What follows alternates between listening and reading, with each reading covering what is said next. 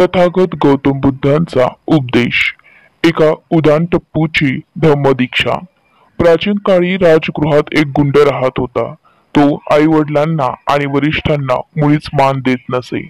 आपल्या हातून काही चूक झाली तरी पुण्यप्राप्तींच्या आशेने तो यज्ञगान आणि सूर्य, चंद्र, अग्नी यांची पूजा करी आणि मगर मस्त राही.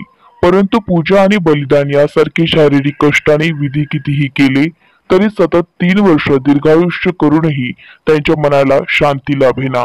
शेवटी श्रावस्तीला जाऊन भगवान बुद्धांनी चौकशी करण्याचे त्याने ठरविले. तेथे पोहोचल्यावर बुद्धांचे तेजस्वी व्यक्तिमत्व पाहून त्यांनी त्यांच्या पायावर लोटांगण घातले आणि आपल्याला किती आनंद झालाय हे सांगितले.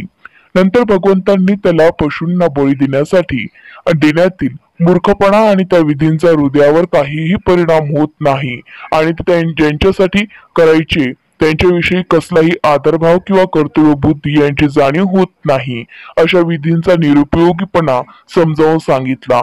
आणि शेवटी भगवंतांनी अशा काही तेजस्वी गाथा म्हटला की त्यांच्या मुद्रेवरील तेजामुळे आजूबाजूच्या सर्व प्रदेशांसह ते स्थान प्रकाशमान झाले.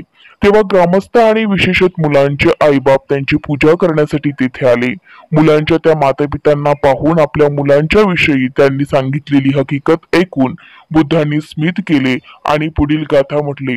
थोर पुरुष हा संपूर्णपणे निरीच्छ असतो. तो स्वतः स्वयंप्रकाशित असतो आणि प्रकाशातच राहतो. जर एखाद्या वेळी त्यांच्यावर दुःखांचा आघात झाला तरी तो विचलित होत नाही. निर्भयपणे तो आपली बुद्धिमत्ता व्यक्त करतो.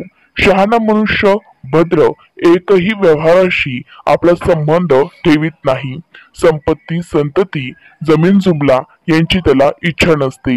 नेहमी शीलाचे सावध प्रज्ञेचा मार्ग अनुसरल्यामुळे तो भलत्याच सिद्धांताच्या, संपत्तीचा किंवा मानाच्या नादी लागत नाही. अस्थिर जीवन हे वाळवंटातील वृक्षाप्रमाणे असते.